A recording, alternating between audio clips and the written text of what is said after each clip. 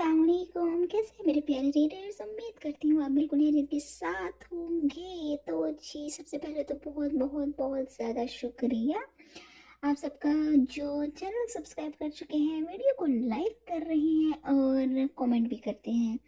दिल से शुक्रिया आप सबका। और यकीन जाने कि एक भी कमेंट आ जाए ना तो मुझे तो बहुत मोटिवेशन मिलती है। मैं तो फिर वही बार बार पढ़ के खुश होती रहती हूँ। चलिए जी, लेकिन आप सबका बहुत शुक्रिया, सच में दिल से शुक्रिया। और गुजारिश यही है, जिन्होंने अभी तक चैनल को सब्सक्राइब नहीं किया वो सब्सक्राइब कर दें, और जिन्होंने अभी तक वीडियो को लाइक करना शुरू नहीं किया वो भी लाइक कर दिया करें, और जो लाइक कर देते हैं कमेंट नहीं करते वो कमेंट की तरफ ध्यान दें, ठीक है। तो जी, आप सबका बहुत शुक्रिया। बातें हो चुकी हैं, बहुत टाइम बिल्कुल वेस्ट नहीं करना, चलते हैं अपनी किस्त की तरफ। हर रंग धनक का तेरे नाम किस नंबर 28। शाह हवेली में सब इस वक्त खाने की टेबल पर मौजूद रात का खाना खा रहे थे। जाव्यार शाह भी आज वक्त पर ही घर वापस आ गया था, जिसका अगर मिर्हा को मालूम होता तो वो अपने रूम में ही खाना खाने को तरजीह देती, मगर अब बहालत मजबूरी वो इस वक्त जाव्यार शाह के बिल्कुल मुकाबिल मौजूद चेयर पर बैठी खाना खा कम और खाने के साथ खेल ज्यादा रही थी। जाव्यार की नजरें बार बार मिर्हा पर उठती, सबने ही महसूस की थी। तो दूसरी तरफ इन नजरों से मिर्हा का हाइफ होना भी किसी से छुपा नहीं रह सका था। जावी लाला, बस कर दे यार, उस बेचारे को कुछ खा लेने दे। बालाज शाह जो जाव्यार के साथ वाली चेयर पर मौजूद था, जरा सा जाव्यार की तरफ झुकता इससे मिन्नत करता बोला था। जवाबन जाव्यार उसे महज एक घूरी से नवाज किया था, जिस पर अब वो सीधा होता खाना खाने में मसरूफ हो गया था। बालाज लाला, मेरा मोबाइल टूट गया है, प्लीज वो सही करवा दें। उसी वक्त आधी सोई आधी जागी आयशा डाइनिंग हॉल में आते ही बालाज को वहां बैठा देख अपना दुखड़ा सुनाने लगी थी। बालाज के करीब आती वो चेयर घसीट कर बैठती, साथ ही अपना टूटा मोबाइल भी बालाज की प्लेट के साथ रख गई थी। सब भी अब इन दोनों की तरफ मुतवज्जो हुए थे। हाँ मैडम साहिबा, आप मुझे आराम से बैठे देख कोई काम ना कहें, ये तो हो नहीं सकता। बालाज ने आदतन इसके खुले बाल खींचे थे। क्या लाला, मत तंग करें, मेरा पहले ही मूड बहुत ऑफ है। आयत हनूज मुंह बनाती बोली थी। ये कौन सा नई बात है? ये बताओ इस बेचारे की ये हालत हुई कैसे है? बालाज ने नैपकिन से मुंह थपथपाने के बाद मोबाइल उठाता स्क्रॉल पर कर देखने लगा, जिसकी हालत शदीद अबतर हो चुकी थी। वो जर्रार लाला की वजह से टूट गया है। कौन जर्रार हाथजादा की बात कर रही हो तुम? बालाज ने अचंभे से पूछा था, जिस पर आयत हाँ में सर हिला गई थी। इन हाथजादों को सिर्फ हमारा नुकसान ही करना आता है। आयत के हाँ में सर हिलाने पर बालाज मुंह टेढ़ा करता बोला था। फिर सामने दाजान की घूरियों से नजरें मिली तो बमुश्किल होंठ फैलाता मुस्कुराया था। अरे नहीं नहीं, मेरा मतलब है कि हो जाएगा सही, इस बार इतना बड़ा नुकसान नहीं किया। दाजान की घोड़ियों ने फौरन नजर दिखाया था। वो अपनी बात की वजाहत देता गोया हुआ, बाकी सब इसके अंदाज पर मुस्कुरा दिए थे, जबकि आयत भी अब अपनी प्लेट बिरयानी से भरे सारे दुख भुलाए खाना खाने में मसरूफ हुई थी। ममा, मैं रूम में जा रहा हूँ, प्लीज एक कप चाय तो रूम में भिजवा दे। जाबियार शाह चेयर से मिर्हा को इशारा करता, साथ ही सारिया बेगम को चाय का कहता डाइनिंग हॉल से निकलता अपने रूम की तरफ बढ़ा था। मिर्हा का उसकी खिदमत करने का कोई मूड नहीं था। हनूज बैठी वो खाना खाने में लगी रही थी। सारिया बेगम उठती किचन की तरफ बढ़ी थी। जानती थी चाय वो उनके हाथ की ही पसंद करता है। चाय बनाने के बाद वो मुलाजमा के हाथ चाय भिजवा कर वापस डाइनिंग हॉल में वापस आई तो सभी खाना खाकर जा चुके थे। सिर्फ मिर्हा थी जो कि खुद भी चेयर से उठती मुलाजमा से बर्तन उठवा रही थी। मिर्हा को देखकर वो उसकी तरफ मुस्कुराती बड़ी थी। मिरहा भी मुर्दीन को देखकर मदहन सा मुस्कुराते अपने रूम की तरफ बढ़ने लगी थी। क्या मैं अपनी बेटी से कुछ लम्हे बात कर सकती हूँ? सारिया बेगम प्यार से उसे रोक गई थी। वो खुद भी सुबह से मिरहा से जावियार के मुतल्लक बात करना चाहती थी, मगर फिर कोई ना कोई काम आ जाता जिसकी वजह से वो बात नहीं कर पाई थी। जिस पर मिरहास मुस्कुराती इस बात में सर हिला गई थी। सारिया बेगम मुस्कुराती इसके हाथ थामे से अपने बेडरूम की तरफ लेकर बढ़ गई थी।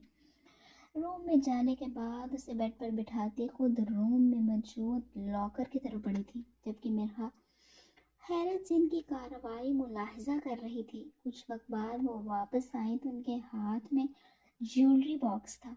वो मुस्कुराती बेड पर मिरहा के मुकाबिल बैठती ज्वेलरी बॉक्स खोल गई थी। वाइट वेलवेट का केस खोलकर वो मिरहा के सामने कर गई थी, जबकि मिरहा आंखों में सवाल लिए इस खुले वाइट वेलवेट के केस में मौजूद बेहद नफीस और खूबसूरत कंगन के सेट पर मरकूज कर गई थी। ताईजान, ये क्या है? ये आप मुझे क्यों दिखा रही हैं?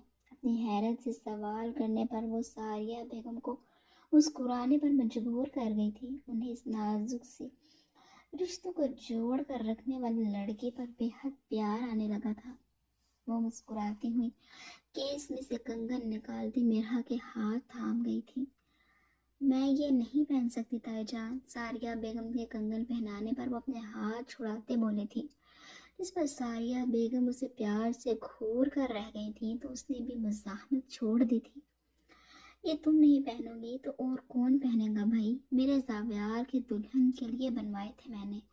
सारिया बेगम इसकी नाजुक कलाइयों पर सजे खूबसूरत कंगन को एक नज़र देखती मुस्कुराती बोली थी, मेरा बेटे, मुझे गलत मत समझना। मैं जावियार की माँ होने के नाते ये बात कहती शायद तुम्हें खुद गर्ज भी लगूंगी, मगर मेरे जावियार को तुम ही समेट सकती हो।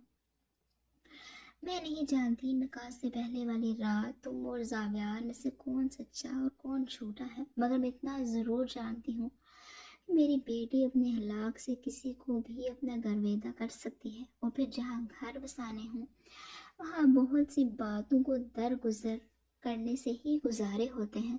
और जावियार दिल का बहुत अच्छा है, उसे हम सब पर गुस्सा है, मगर तुम उसे संभालोगी तो सब ठीक हो जाएगा।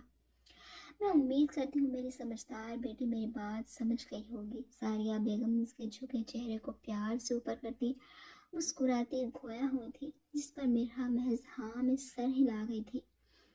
अब वो इन्हें क्या बताती कि इनके बेटे को समेटती समेटती बहुत कितना बिखर रही थी। उनका दिल से अच्छा बेटा किस तरह उसके दिल को अजियत दे रहा था। ताईजान, क्या मैं अपने रूम में जा सकती हूँ? मिरहा में मजीद जावियार के मुतल्लक कोई बात सुनने की हिम्मत नहीं थी। इस वक्त वो बस मुंह लपेटे सोना चाहती थी। उसके पूछने पर सारिया बेगम मुस्कुराती से जाने की इजाज़त दे गई थी। फिर वो बगैर वक्त ज़ाया किए अपना थका वजूद लिए उनके रूम से निकलती अपने रूम की तरफ बढ़ गई थी।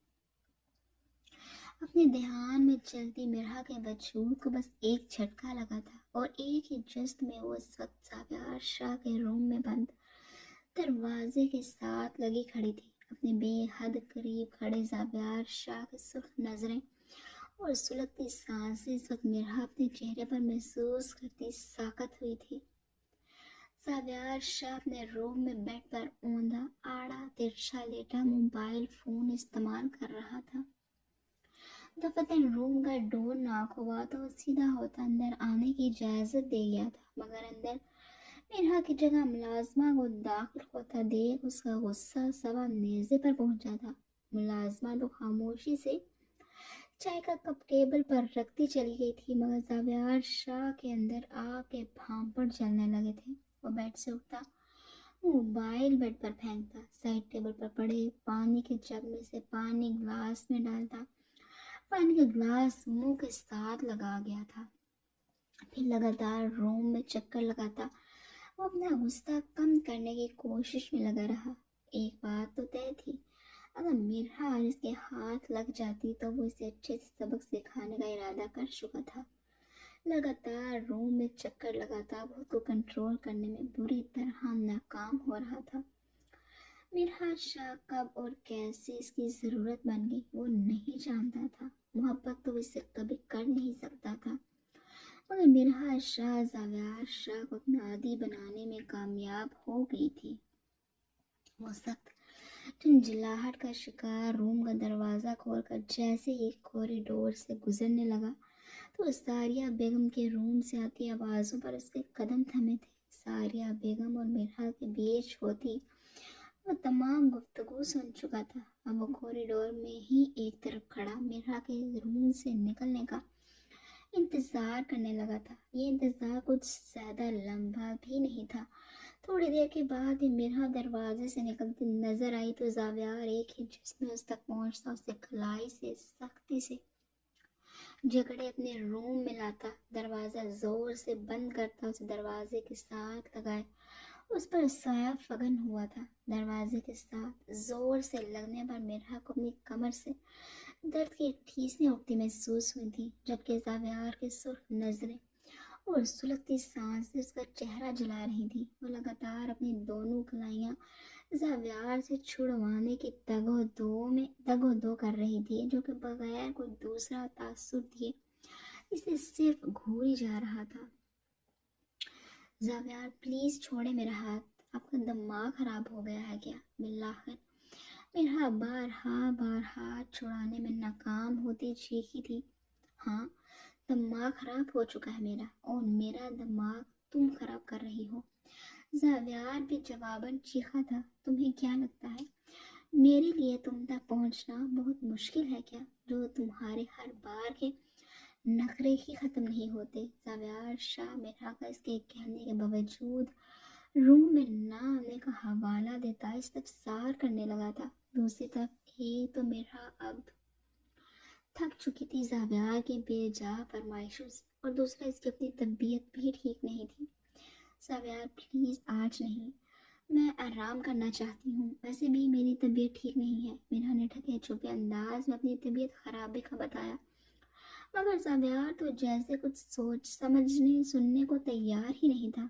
क्यों, क्या हुआ है तुम्हारी तबीयत को? अच्छी भली तो हो। जावियार के बोलने पर मिरहा क्या ही जवाब देती, खामोशी से नजरें झुकाए खड़ी रही, जबकि जावियार इसके झुके चेहरे पर पुरसोच नजरें टिकाए हुए था। फिर मिरहा का पीला पड़ता चेहरा देख उसकी बात तक पहुंच गया था। ओ आई सी, गर्ल्स प्रॉब्लम। पहले बताओ ना, मैं न जाने आज रात की क्या क्या प्लान बनाए हुए था। बात समझ आने पर वो पीछे होता बेबाकी से बोल गया था, जबकि मिरहा से नजरें उठाना दो बार हुआ था। मैं जाऊँ अब? अपनी जान छूटने पर मिरहा फौरन जाने के लिए रेडी हुई थी।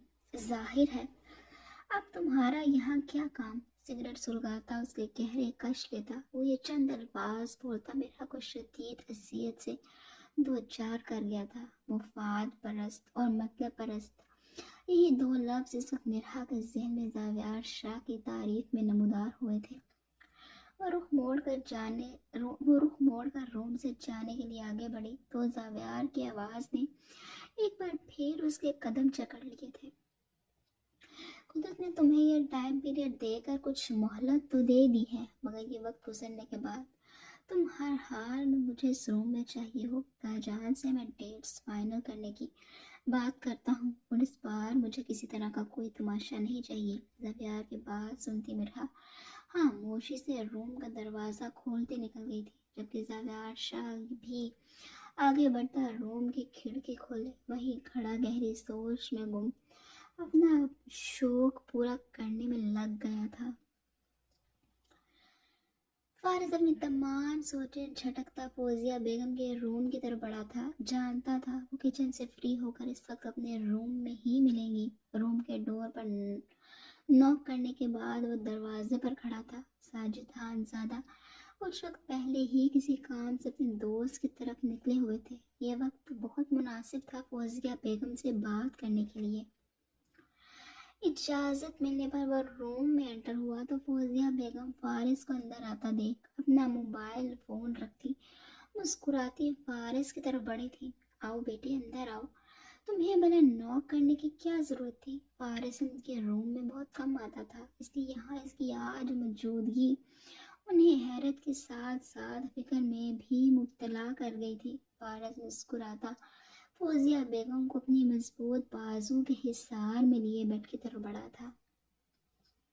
ان کو بیڈ کی پائنیتی پر بٹھاتے خود بھی ان کے ہاتھ تھامے مقابل بیٹھ گیا تھا۔ فوزیہ بیگم بھی بظاہر مسکراتی فارس کے بولنے کے منتظر تھی۔ جانے کیوں انہیں لگا تھا کہ فارس کی یہاں موجودگی آج آغا جان کے روم میں ہوئی بات کی ہی کوئی کڑی ہے۔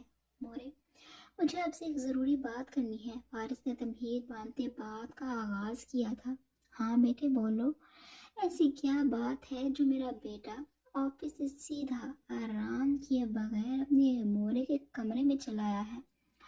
فوزیہ بیگم اس کی تھکی تھکی سرخ پڑتی آنکھوں کو دیکھ کر اس کے گال تھپتھپاتی گویا ہوئی تھی۔ آج دادا جان نے آپ سب سے میرے اور فہا کے متعلق بات کی تھی، فارس سوچ سوچ کر بولتا فوزیہ بیگم کو الرٹ کر گیا تھا، جس پر خاموشی سے پرسوچ نظریں فارس کے چہرے پر ٹکائے اس بات میں سر ہلا گئی تھی۔ مورے، فہا میری خوشی، میری خواہش ہے، میں اپنی زندگی میں ایسا وائف فہا کو شامل کرنے کا خواہش مند ہوں۔ بلی آخر کار تھیلے سے باہر آ ہی گئی تھی، اس پر فوزیہ بیگم کا چہرہ ضبط سے لال پڑا تھا، آنکھوں میں غصے کی آگ بھڑکی تھی۔ تمہیں وہ بھگوڑی ہی ملی تھی کیا؟ وہ تم سے شادی تو کیا تمہیں گھاس تک نہیں ڈالتی؟ وہ فارس بیٹے، اس جیسی تیز اور ترق باز لڑکی کبھی بھی تمہیں خوش نہیں رکھ سکے گی۔ فوزیہ بیگم فارس کے ہاتھ جھٹکتی بیڈ سے اٹھتی سرخ چہرہ لیے پھنکا رہی تھی۔ ان کے ہر لحاظ سے مکمل بیٹوں کی عقل اور سوئی ان دونوں بہنوں پر ہی اڑنی تھی کیا؟ پہلے ہی وہ ماں اور شہریار کو لے کر کافی غصے کا شکار تھی، مزید رہتی کمی آج فارس نے بھی پوری کر دی تھی۔ وہ مجھے گھاس بے شک نہ ڈالیں، مگر آپ کا بیٹا اسے چاہتا ہے مورے، وہ شادی کرنا چاہتی ہے یا نہیں، وہ دادا جان سنبھال لیں گے، آپ بس اپنی بات کریں۔ فارس نے فوزیہ بیگم کی بات تحمل سے سنی تھی۔ کیوں تھا یہ آخر اتنا تحمل مزاج؟ ہو نہ ہو، تمہارے دادا جان اسے کیا ہی سنبھالیں گے؟ ابھی کچھ دیر پہلے ہی وہ وہاں بیٹھی بے شرموس کی طرح کسی حارث شاہ سے شادی کرنے کے لیے منتیں کر رہی تھی۔ وہ تمسخرانہ مسکراہٹ لیے تمسخرانہ نظروں سے فارس کی آنکھوں میں دیکھتی گویا ہوئی تو ان کے الفاظ فارس صاحبزادہ کو ہوا میں معلق کر چکے تھے۔ وہ کچھ وقت پہلے دادا جان سے اپنے اور حارث شاہ کے متعلق بات کرنے گئی تھی۔ اس سوچ نے فارس صاحبزادہ کو بے حد تکلیف سے دوچار کیا تھا۔ وہ اکیلا آخر کس محاذ پر لڑتا؟ تمہارے لیے میں نے شروع سے ہی نشا کو سوچا ہے، اتنی ماڈرن، پیاری اور ہنسمکھ لڑکی ہی تمہیں سوٹ کرتی ہے، نہ کہ یہ بدکردار اور چال باز فہا۔ فوزیہ بیگم فارس کو خاموش کھڑا سب سے مٹھیاں بھیجے دیکھ، لوہے کو گرم دیکھ وار پر وار کر رہی تھی۔ مورے، آپ میرے لیے بہت قابل عزت ہیں، میرے سامنے پلیز آپ فہا کے بارے میں اس طرح کے الفاظ استعمال کرنے سے گریز کریں۔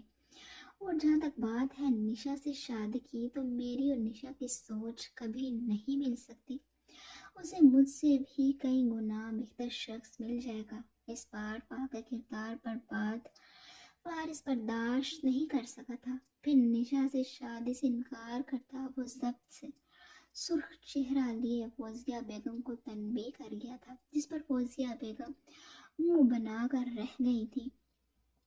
ٹھیک ہے بھائی، نہیں استعمال کرتی اس لڑکی کی شان کے خلاف وہ لفظ، مگر فارس جب وہ لڑکی خود تم سے شادی نہیں کرنا چاہتی تو تم بھی کچھ اپنی عزت نفس کا خیال رکھو۔ اب کی بار وہ پینترا بدل دی، وار سیدھا اس صاحبزادے کی عزت پر کر گئی تھی۔ نشا بہت اچھی لڑکی ہے، سب سے بڑھ کر وہ خود تم سے شادی کی خواہش مند ہے۔ فوزیہ بیگم اتنی جلدی ہار ماننے والوں میں سے نہیں تھی۔ ایک بار پھر سے وہ فارس کو قائل کرتی بولی تھی، مورے، فہا نہیں تو کوئی بھی نہیں، میں نے ہمیشہ آپ کی ہر بات پر، ہر خواہش پر سرخم تسلیم کیا ہے، امید کرتا ہوں اس بار آپ بھی مجھے مایوس نہیں کریں گی۔ اپنی بات کہتا وہ روم سے نکل گیا تھا۔ مزید اس میں فوزیہ بیگم کی تکلیف دہ باتیں سننے کی ہمت نہیں تھی، وہ بھی تھک چکا تھا ان دونوں کی آپسی چپکلش سے۔ ہو نہ ہو اس فہا کا تو اب جلد ہی رخصت کرنا ہوگا تاکہ تمہاری شادی نشا سے کروا سکوں۔ فوزیہ بیگم بغیر فارس کی بات کا اثر لیے خود ہی منہ میں نخوت سے بڑبڑا کر رہ گئی تھی۔ اگلے کچھ دن کسی کے لیے پرسکون تو کسی کے لیے بے حد بے سکونی کے گزرے تھے۔ دادا جان نے آہل سے فارس شاہ کی انفارمیشن نکالنے کا کہا تو وہ سب اوکے کا اشارہ دے گیا تھا، جس پر اگلے ہی دن فہا کے کہنے پر حارث شاہ اپنی ماں جان کے ساتھ بڑی حویلی پہنچ چکا تھا۔ ماں جان حارث شاہ کی سگی ماں نہیں تھی، مگر حارث شاہ کے پاس صرف ایک یہی مخلص رشتہ تھا۔ اس کی ماں بچپن سے ہی اسے چھوڑ کر دوسری شادی کر چکی تھی اور اس کا باپ اپنے خونی رشتوں کو نبھانے میں مصروف رہا تھا۔ صرف ایک سریا بیگم ہی تھیں جنہوں نے اس کی پرورش اپنی اولاد سے بڑھ کر کی تھی۔ وہ کہ حارث شاہ کے باپ نے اسے پیسوں کی کمی کبھی نہیں ہونے دی تھی، مگر جب سے اس نے ہوش سنبھالا تھا اس رقم کا استعمال اس نے چھوڑ دیا تھا۔ پرشفقت اور نرم گوش سریا کے ساتھ اونچا لمبا حارث شاہ بھی سب کو پسند آیا تھا، مگر فارس خانزادہ سے اس کا کوئی مقابلہ نہ تھا، جس کا برملا اظہار واجد خانزادہ یعنی فاہا کے والد اور ماجد خانزادہ یعنی آہل کے والد دونوں بھائیوں نے کیا تھا۔ مگر دادا جان کے فاہا کے حق میں فیصلہ کرنے پر سبھی خاموشی اختیار کر چکے تھے۔ پھر فاہا کے پیپرز کے بعد ان دونوں کی شادی کا پروگرام رکھا گیا تھا۔ حارث شاہ تو بے انتہا خوش تھا، اس کا چمکتا چہرہ، فتح سے مسکراتی آنکھیں کسی سے چھپی نہ رہ سکی تھی۔ آہل اور شہریار کو فارس کے ساتھ ساتھ فاہا پر بے حد غصہ بھی تھا جو عجیب اپنی ضد پر ہی اڑی ہوئی تھی۔ شہریار نے صرف خود کو کیا ماہا سے بھی فاہا کو فارس کے لیے کنونس کرنے کا کہا تھا، مگر فاہا اپنی بات پر قائم حارث شاہ کے لیے ہاں کر چکی تھی۔ وہ اپنے اندر بلکہ سناٹے ہی محسوس کر رہی تھی، کوئی خوشی کی رمق اس کے چہرے پر سے ڈھونڈنے سے نہ ملی تھی۔ وہ نہیں چاہتی تھی وہ صحیح تھی یا غلط، مگر فارس سے وہ شادی نہیں کرنے والی تھی۔ دوسری طرف فارس خانزادہ کو جب حارث شاہ کی حویلی آمد اور ان دونوں کی شادی کا علم ہوا تو وہ حویلی سے جانے کا فیصلہ کرتا مری میں بنے اپنے ذاتی کاٹیج میں شفٹ ہو گیا تھا۔ اس میں اتنا حوصلہ نہیں تھا کہ وہ اپنی آنکھوں سے اسے کسی اور کا ہوتا دیکھتا۔ سب گھر والوں سے وہ کیا ہی لڑتا اور اختلاف کرتا جب اس کی کسی نے سننی ہی نہیں تھی۔ جب اس کے خود سب سے بڑے حامی اور سپورٹر برہان خانزادہ حارث شاہ کے حق میں فیصلہ کر چکے تھے تو وہ کیا ہی کر لیتا۔ دادا جان سمیت گھر کے ہر فرد سے وہ کوئی بات نہیں کر رہا تھا۔ آہل اور شہریار خانزادہ سے اس نے یہ کہہ کر بات ختم کر دی کہ وہ کچھ دن اکیلا رہنا چاہتا ہے، اس پر وہ دونوں ہی منہ بسورے واپس حویلی آ چکے تھے۔ اب ان دونوں کو ہی سرے سے فاہا اور حارث پر تیش آ رہا تھا۔ دادا جان نے اسے کتنی دفعہ کال کی تھی، یہاں تک کہ وہ اس سے ملنے مری بھی پہنچ گئے تھے، مگر فارس کا ارادہ نہ تو ان سے ملنے کا تھا اور نہ ہی وہ ان سے ملا تھا۔ فارس کی خاموشی اگر گھر میں بہتوں کو بے چین کیے ہوئے تھی تو دوسری طرف فوزیہ اور آسیہ بیگم فارس کے یہاں جانے سے خوش بھی تھی کہ چلو فاہا کی شادی تک اس کا حویلی سے دور رہنا ہی بہتر تھا۔ البتہ فاہا کی رخصتی کے بعد اسے واپس بلانے کا دونوں بہنیں ارادہ رکھتی تھی۔ اس سب میں اگر حارث شاہ کے علاوہ کسی کی سنی گئی تھی تو وہ تھی نشا، جو ہر روز بن ٹھن کر فارس کے پاس پہنچ جاتی تھی۔ فارس اسے بہت بار منع کر چکا تھا کہ اس کا یہاں اکیلے آنا مناسب نہیں ہے، مگر وہ تو الگ ہی لیول کی ڈھیٹ ثابت ہوئی تھی۔ کوئی ایسا دن نہیں تھا جب وہ فارس سے ملنے نہیں جاتی تھی۔ اس وقت بھی فارس اپنے اس خوبصورت ووڈن کاٹیج میں موجود تھا۔ شام کے سائے ہر جگہ پھیلنے شروع ہو چکے تھے۔ مری میں ٹھنڈ اسلام آباد کی نسبت قدرے زیادہ تھی۔ اپنی خوبصورت آف وائٹ اور ڈارک بیک گراؤنڈ تھیم سے अपने खूबसूरत ऑफ वाइट और डार्क ब्राउन थीम से सजे रूम में मौजूद ब्लैक गरम कैजुअल ट्राउजर शर्ट में मलबूस खिड़की खोले सिगरेट पर सिगरेट फूंक रहा था। जब से वो यहाँ आया था तन्हाई के साथ, ये सिगरेट ही उसके गहरे साथी थे। इतना बेपास इसने अपनी जिंदगी में कभी खुद को महसूस नहीं किया था।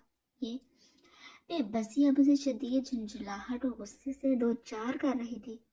उसकी सोचों में हलन इस कॉटेज में मौजूद मेल वर्किंग स्टाफ में से एक असलम नामी हेल्पर ने डाला था। साहब, वो नीचे आहिल साहब आए हैं। इजाज़त मिलने पर अंदर आता वो अहल क़यामत का पैगाम दे गया था। उसे ऊपर ही भेजना था ना, नीचे इंतजार करवाने की क्या जरूरत थी।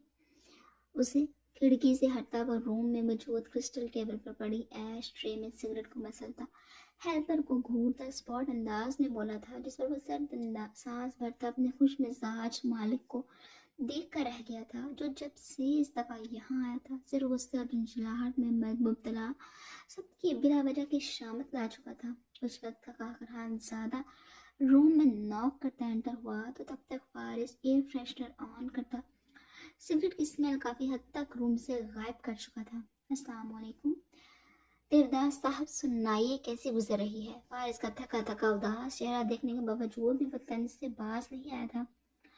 ठीक, तुम सुनाओ, वहाँ सब कैसे हैं। इसके बाद परवाल को घूरने लगा, जो मज़े से रूम रेफ्रिजरेटर की तरफ बढ़ता, अपने लिए कोल्ड ड्रिंक का कैन खोलता, अब सोफे पर बैठ गया था। इसके साथ साथ बाकियों का बुरा वतन पूछ बैठा था। देख मेरे भाई, जिसका तू पूछना चाह रहे हो वो तो पिया घर जाने की तैयारियां जोरों शोर से कर रही है। आले दो टोक अंदाज में जब मैं जवाब देते कोल्ड ड्रिंक का घूंट अंदर उतारते उसके जख्मों पर नमक छिड़का था। बको मत आकिल, मैं पहले ही कम परेशान नहीं हूँ। आयल की बात पर वो सख्त बदमजा हुआ था। पहले ही वो कम अजियत में नहीं था, जो आखिर ये सब बातें बोलकर उसे मजीद बेकुल कर रहा था। किसने कहा है परेशान होने को, कहीं तो उठा लेते हैं उसे। आखिर दाईं आंख का कोना दबा था। फारिस को मफीद मशवरों से नवाजने लगा था।